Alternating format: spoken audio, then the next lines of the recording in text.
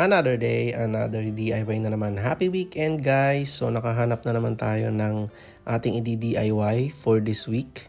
Luma po itong shelf and ilalagay na lang natin siya doon. Ihahang na lang natin siya sa pader. Bumili lang tayo ng mga shelf bracket para maisabit natin siya ng maganda.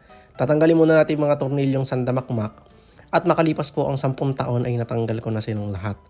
Ito yung mga layers na natanggal natin. Ito yung kanyang paa. At bubuuin na natin siya ngayon. Ilalagay lang natin yung angle bracket dyan sa ilalim para maisabit natin siya sa pader. Binarena lang po natin yan, tapos nilagay natin ng rivets para hindi nagagalaw. I-repurpose natin kasi sayang naman nakakalat lang, di ba? So sabit na lang at sa gilid. Gamit na lang tayo ng nail gun para mas mabilis tayo makapagkabit. First time ko ito magagamit sa DIY project.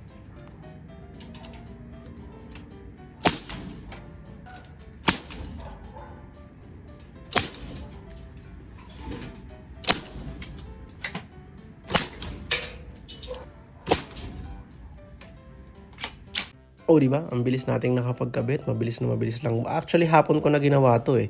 Kaya inabot na ako ng dilim. Yan, lalagyan ko pa yan ng harang para hindi malalaglag yung ilalagay nating mga gamit. O di ba? Yan yung paa niya. Ginawa ko lang harang.